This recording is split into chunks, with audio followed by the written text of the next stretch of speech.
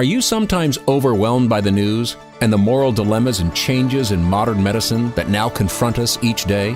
Find out what you can do about it in this edition of Life Matters. You may not be aware that our host, Brian Johnston, is an actor by avocation. He acts under an old family name, Keenan Johnston. Today, he explores some of the incredibly powerful implications of our media culture. And now here's our host, Brian Johnston.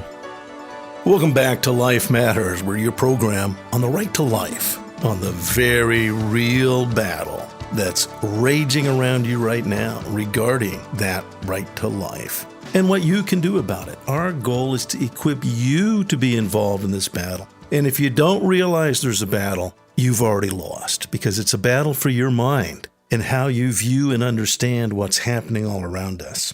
The last program we had, we talked about zinc, the power of zinc. And we've talked about the fact that the hope in dealing with COVID-19, which is the result of the SARS-2 virus. SARS stands for Severe Acute Respiratory Syndrome. We've seen SARS before. It had the same origin apparently in bats. And the studies are pretty clear that there's a direct linear relationship, a 96% identical structure.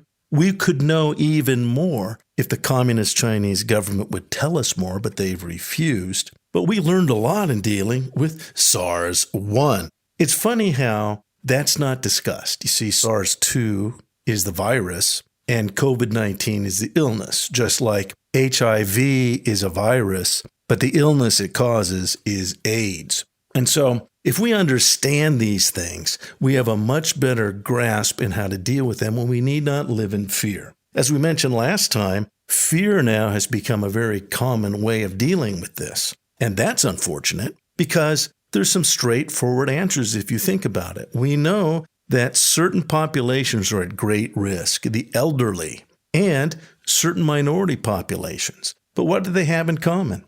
Immunodeficiency. They themselves have a deficient immune system that needs to be built up. But the answer has not been. And that's what's so strange. In the state of New York, the governor of New York sent people with COVID into nursing homes. And they said, well, we'll just clean up. But that isn't the first answer. What you need if someone is immunodeficient is to build their immune system. And that isn't being done. And yet, when certain scientists say you can do it, if you boost their zinc and if you use hydroxychloroquine, which simply allows, hydroxychloroquine initially was used against malaria. But in the 1960s, they found, it actually helps against many viruses because it helps zinc enter your cells. See, the battle of viruses is in your cells. And this particular virus pretends it's a protein inside your cell, but it's not a protein. It's there to harm you, and it starts growing and growing, and eventually it will kill you. And zinc, if it gets into your cell, stops it dead. Zinc stops it dead. So hydroxychloroquine is simply a zinc ionophore is what they call it. It helps zinc get into your cells, and that's why it's able to stop this particular illness. I speak entirely for myself here, not on behalf of any entity or organization. This is simply my informed opinion. I urge you to do your own research and speak to a physician that you personally trust. As we mentioned last time, this is talked about a lot, but now we have a whole media that is silencing any discussion of hope, any discussion of boosting your immune system. Instead, we're told, wear paper over your face that will filter droplets. Wait a second. If your immune system is not boosted, if you're immunodeficient, you're going to have problems. And in our last episode, we spoke at length about zinc and the many studies that go back to the first SARS challenge. And I would just recommend now, do your own science. Science is not hard. Science is a tool. It's a 4-stage process. Observation. You use science a lot. You may not know it, and maybe you misuse it. The worst thing about science is when people jump to conclusions, but you can come to conclusions. And you observe, and then you come up with an educated guess, an idea, what's known as a hypothesis. Observation, hypothesis, testing. You test that idea, and you keep testing. to make sure your idea is valid. And you keep testing and testing. And then you can come up with some conclusion. It may not be the right one, so you want to keep testing. And you want to ask other people to test. And that's what science really does. We're not seeing that process adequately described. Instead, we're being told what to think. It's a little bit scary. Last time we talked about zinc and zinc deficiency and what you can do about it. All of these studies predate the political games being played on us. And these aren't small games. It isn't just the pop media. It is an ideology that's infected our culture and is controlling Google, the number one thought process disseminator. It's controlling Yahoo. It's controlling Facebook. It controls the popular media. And if you want to know the truth, you're going to have to fight for it. It's out there, as they say. The truth is out there, but we're going to have to find it. And you'll have to take some effort. And that's what we encourage you to do. Last time I told you we would talk about movies. Why would we want to talk about movies? Because movies are the new form of literature. And I'm a big fan of literature. Something that Mark Twain said is that a classic is a book that everyone thinks you should read, but no one does. And literature is important because it teaches us about the human experience. Good literature, as C.S. Lewis said, I like good literature because through it I can become 1,000 men and still remain myself. It allows you to grasp and think more deeply about things you may not think about otherwise, important things about the meaning of life, about issues that deal with the human condition, and ultimately, I'll be honest with you, the fact that we are spiritual beings. That is something, by having ideas about overarching principles to judge our lives and the lives of others, that implies we're more than mere animals who can just follow feelings and do what you want. That would put us in the realm of animals. Really, the foundational element of Western civilization is the concept that we're not simply animals, that we can think and understand higher laws, higher purposes. That's an important distinction. And if that's lost, then we're going to lose our society. If you don't realize that you have the capacity to think and think about such concepts of justice and injustice, your dog doesn't think about justice or injustice. It simply follows its feelings. And sadly, many people, that's as deep as they go, how they feel. But there are principles that are more important than feelings. And America is built on principles. And the very first principle is the right to life, that every individual has been given the gift of life. So some of the films that I want to touch on briefly, I think are kind of amazing because these two films we'll talk about right now are actually science fiction films. But there's a lot to learn from science. There's science and there's fiction. No, but seriously, the reason I think it applies now is it feels like we're in a science fiction film right now. And the one that I thought of right away is a film by M. Night Shyamalan. It is a very scary movie. It's called Signs. I like a lot of Shyamalan's films, if you haven't seen them. But this one stars Mel Gibson. Joaquin Phoenix is also in it. But it's about really what we've heard before, stories of invasions, of unknown, fearful invaders out to destroy mankind. And it gets pretty scary because you get hints of it and then you start seeing, no, they're really real. Very similar to the War of the Worlds. We're going to touch on that one too. But in Signs and in War of the Worlds, here's the irony with all this oppressive fear. And at times, I have seen that in others right now. People terrified. If you're 3 feet away from them, back off, back off. I had people tell me, back off, sir, back off. When I was 3 feet away from them, people are terrified. They do not understand. And the media is not helping them understand the COVID-19 illness and the SARS-2 virus that spreads it. There's been intentional disinformation. And then when facts do come out, the media calls that disinformation. So as we say on Life Matters, you're in a battle. You're in a battle of ideas. But what I like about these films, again, films are the new literature, and there's lessons to be learned. And it's ironic in these science fictions.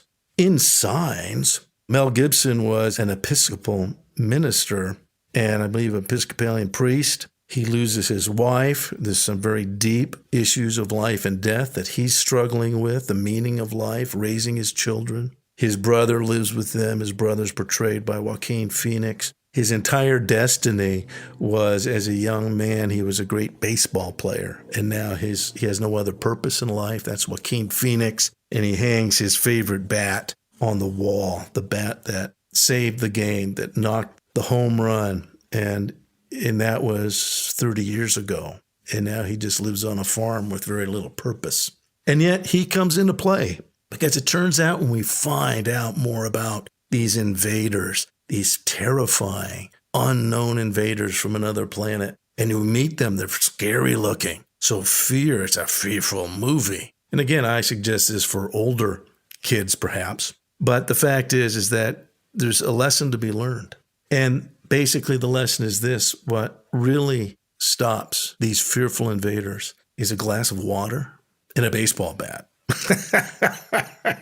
And so it's very simple. The answers are actually very simple. And that's the case. And again, that was the case in World War II. We saw it was really unity and purpose and the right ideas committed to destroying evil ideas. That's what ended World War II. And it was, Franklin Roosevelt said, fear was the worst problem. Don't give in to fear. There are simple answers to COVID-19 and specifically the virus SARS-2.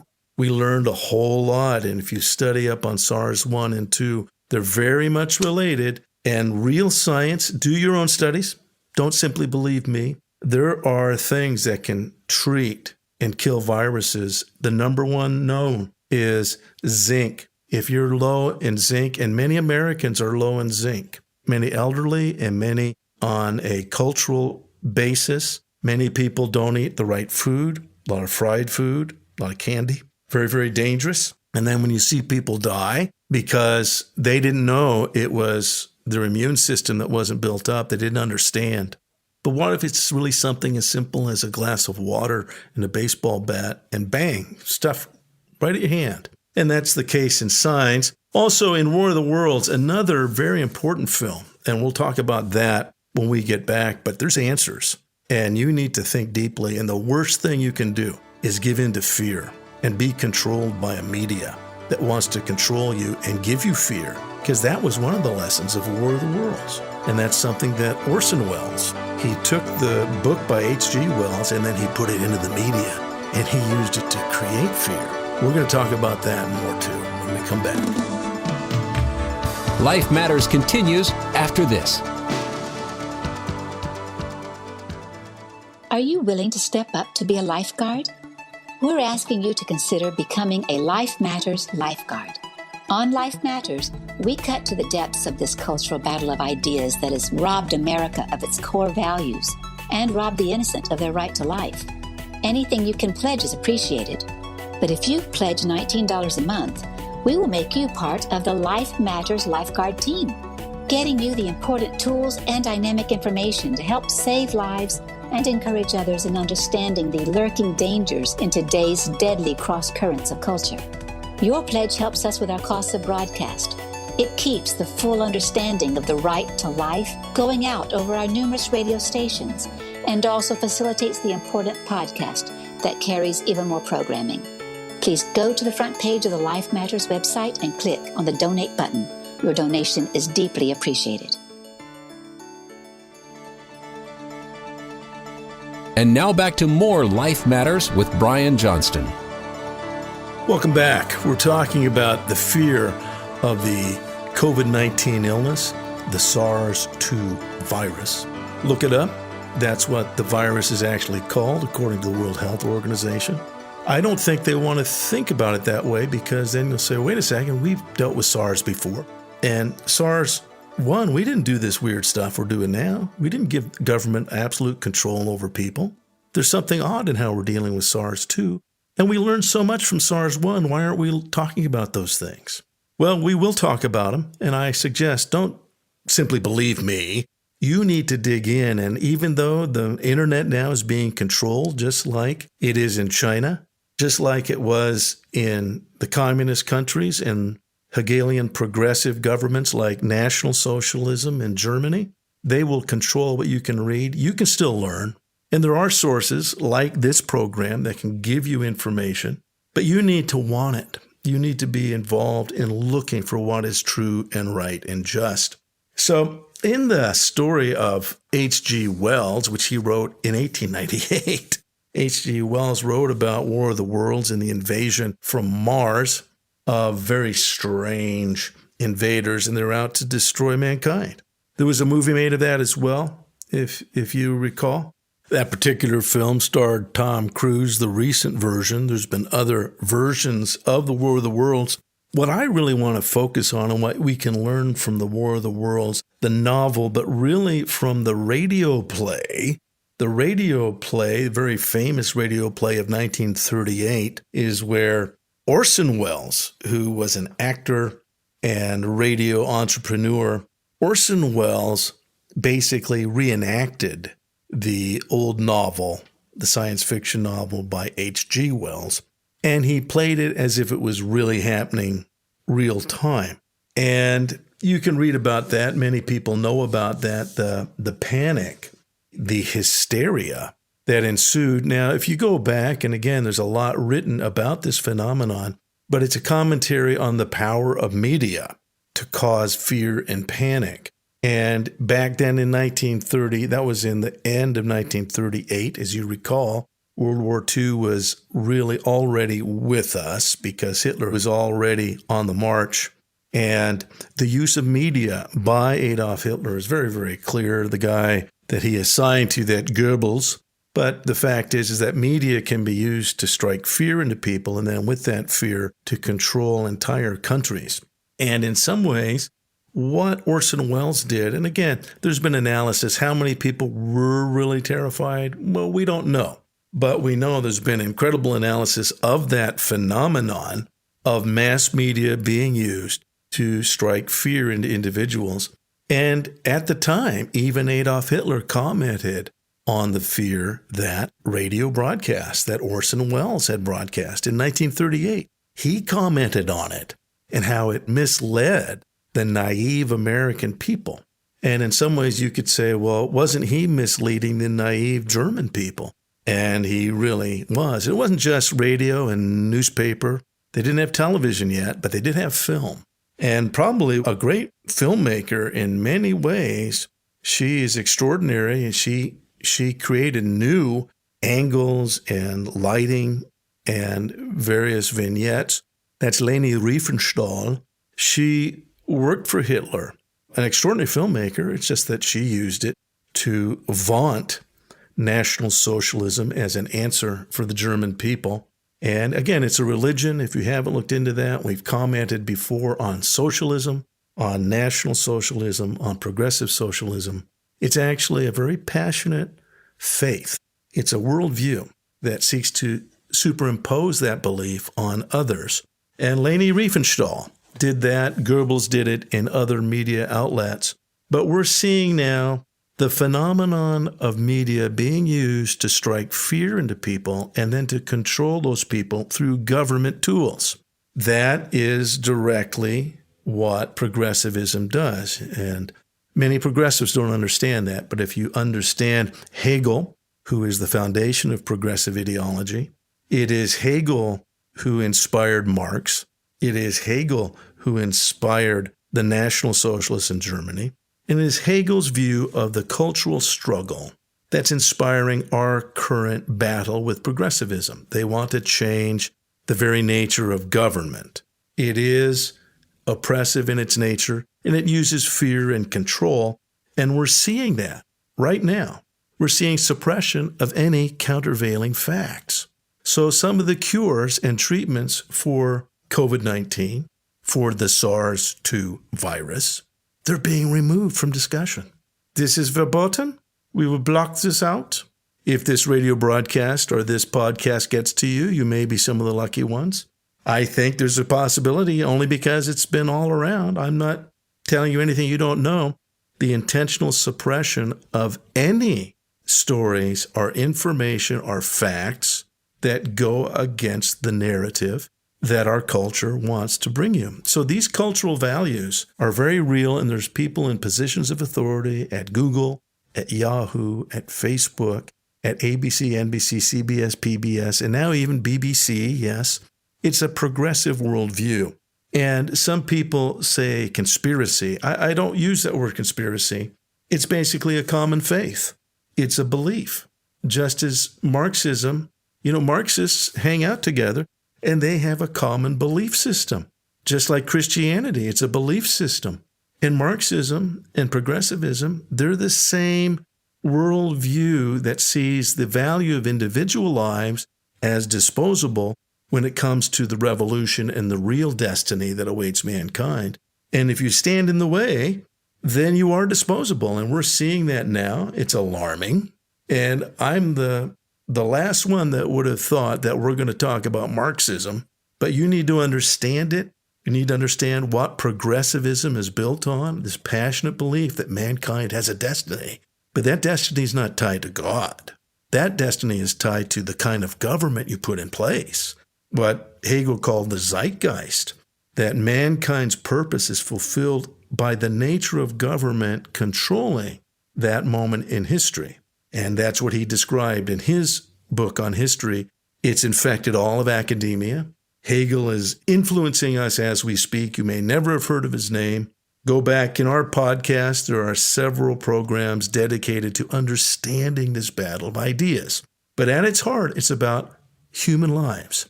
America is built on the idea that there's a right to life, that every individual has intrinsic value. These other progressive ideas say, no, certain human beings are disposable. They're not as progressed. They're not as advanced as we are. We're smart and we're advanced. And people who aren't willing to advance, they're not worth keeping around. They're holding us back. Look, I'm not condemning progressives as individuals. It's this idea which has infected all of academia and even all of us if you listen to our previous podcasts. It's an idea about the future and how to control the future that has infected all of Western society. And it is cancerous because it has spawned Marxism and National Socialism and progressive socialism, which dismisses human lives. So we ourselves have to repudiate this thinking of Hegel, that somehow the government's ultimately responsible. The government will fix everything. And this is something that we've been imbued with, and we have to rethink ourselves. And we actually have to renounce and repudiate that worldview. Because ultimately, if you do believe in God, it's God that determines right and wrong. And those principles you can see in nature. If we relegate all of that to the supreme authority of the state, it's a very dangerous state you'll end up with. I'm saying these people are, in fact, intolerant. If you want to go back to our episode on Hegel, it explains this thinking that mankind has a destiny. That's the struggle over the years has formed our history. And now we get to change and bring about what's going to fulfill mankind's destiny. That's a very religious worldview. That's what Marxism does. That's what National Socialism does. That's what progressive socialism does. And they believe it so strong, they're going to force it on you. And they will not allow you to debate it. You must embrace the destiny they have in mind. That's the battle right now. And they're using the media to silence hope that this particular illness can be controlled. And they're using the illness to further control us. So please, I'm going to ask you, do your studies. Don't just listen to me. Look up SARS 1 and 2. And unless you study, you're going to be misled by those who are now openly seeking to suppress common sense.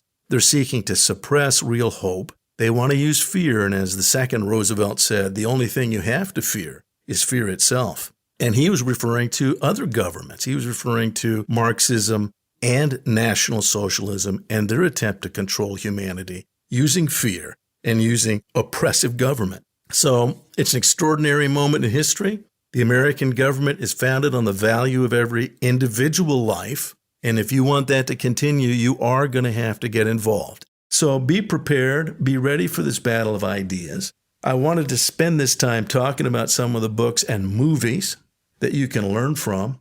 And again, what we just talked about are some of the science fictions. And ironically, since it seems like we're living through a science fiction, an oppressive government, an oppressive sense of fear. The answers are often very simple and straightforward. And the answers are often found in very self-evident, simple, common truths. And if you learn how to seek out what's true and right and just, if you practice that, you're going to be so much better equipped. And that's what America was designed to do, to let individuals be involved in the process. We've said it before, it's the value of every individual life that America is built on, and then the freedoms that come from that. So your creativity, America is very much into protecting your intellectual property rights. If you come up with an idea, in America, you can copyright it and you can benefit others and yourself because you came up with a good idea. In China, you can't do that. China hates intellectual property rights. Everything belongs to the government, the kind and benevolent government that's bringing forth redistribution and kindness. So there is no intellectual property rights for creative individuals. So they have to steal ideas and dismiss the value of human lives, the value of the ideas, the creative ideas that God gives individuals or the individuals spend time thinking about. God can inspire you if you spend time thinking about it. And Him. There really is a God. America's founded on that idea. We're not really a religious program in as much as our foundational premise is that there's a God. And we didn't make ourselves, and the government didn't make us. And on every American coin, it says, there's a God, and God knows what He's doing. In God we trust. America is in a battle right now, and we want you prepared and equipped for that battle. We want you to spend time thinking about it. And again, really to wrap up, right now, SARS-2 can kill people. It's a coronavirus, but these coronaviruses have been demonstrated in times past and now to be susceptible to zinc. If you have a zinc deficiency, take doses of zinc. Encourage others to study and to understand that zinc will help your immune system, and there's other treatments available. Do not live in fear. Do not live in a science fiction, and if you feel like you are in one, look for the practical, real answers to take to battle in this battle of ideas. Learn more about everything in today's show online at lifematters.life, where you'll find all the resources you need to protect life. Life Matters is a production of the California Pro-Life Council, the state affiliate of National Right to Life. Wherever you are in the nation, you can find out more at National Right to Life. You can find vital pro-life information and also find the access to your state and local Right to Life affiliate. Get informed and get involved.